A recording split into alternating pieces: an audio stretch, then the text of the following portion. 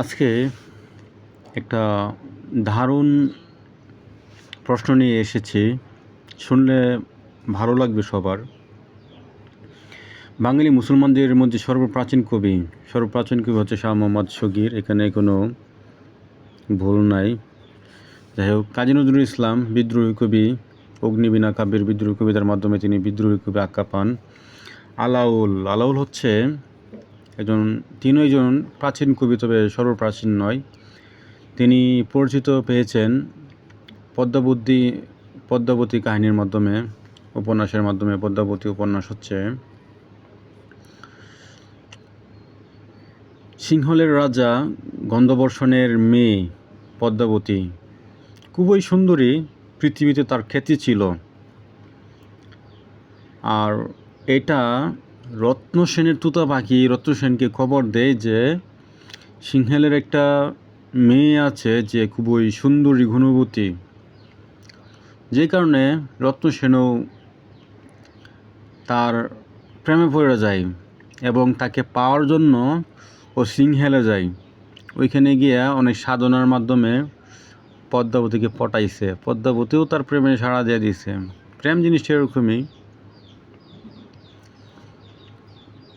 তারপরে পদ্মাবতীর সাথে তার বিয়ে হয়।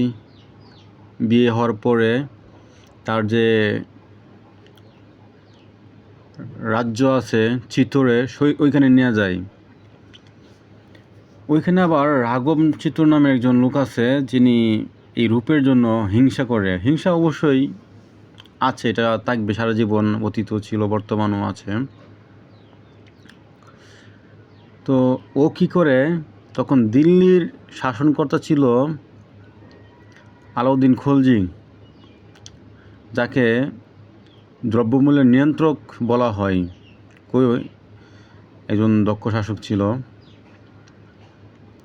তো তার কাছে যখন বলে যে পদ্মাবতী খুবই সুন্দরী এবং গুণবতী, রূপবতী, তখন আলাউদ্দিন খলজিও পইটা গেছে। সেও মনের মধ্যে কামনা পোষণ করছে যে আমারও তার সাথে দেখা করা দরকার, তাকে বিয়ে করবে, এরকম ইচ্ছা পোষণ করে ওই রত্নসেনের বিরুদ্ধে যুদ্ধ ঘোষণা করে।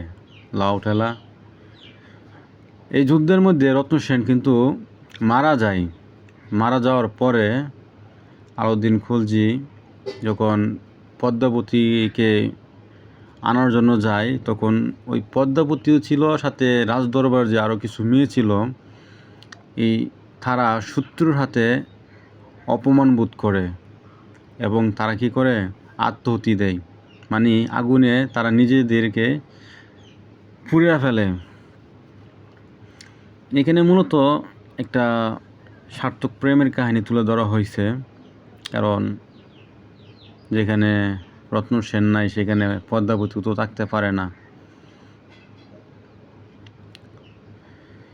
যাই হোক,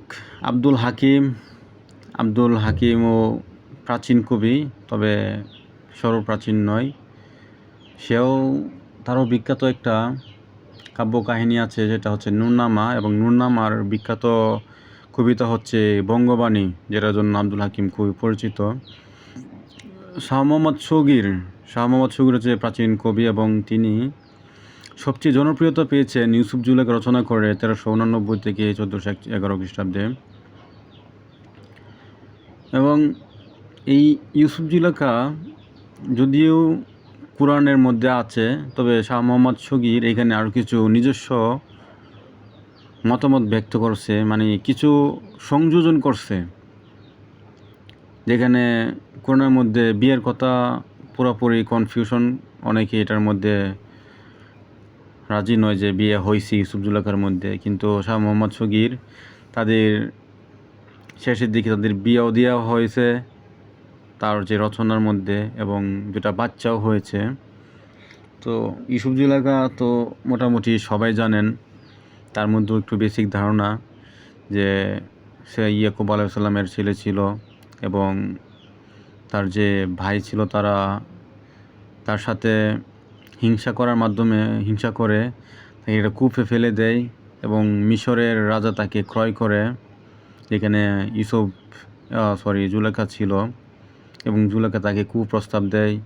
ইউসুফ এতে রাজি হয়নি। পরবর্তীতে তাকে জেলে পাঠানো হয়।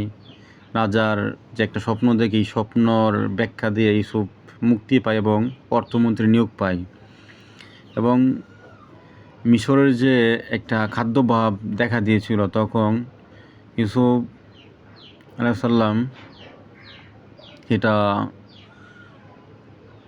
কঠোর হস্তে দমন করে এবং খাদ্যাভাব দূর করে। ওই সময় তার ভাইদের সাথে দেখা হয় এবং ওদের সাথে মিল হয়। তো যাই হোক, শাহ মোহাম্মদ শোগিরের মতে শেষে জুলেখা বৃদ্ধ এবং অন্ধ হয়ে গেছিল এবং রাস্তায় ইউসুফকে পাওয়ার জন্য খুব আকাঙ্ক্ষাও করছিল। তখন ইউসুফ তার চেষ্টার তাকে আবার যৌবন ফিরিয়ে দিয়েছিল এবং তাকে বিয়ে করছিল এবং 2টা সন্তান হয়েছিল। এটা শাহ মোহাম্মদ শোগিরের কথা। যাই হোক, আমরা ওই দিকে না যাই। যাই হোক, সবচেয়ে প্রাচীন কবি শাহ মোহাম্মদ শোগির। অনেক লম্বা করলাম, শোনার জন্য ধন্যবাদ।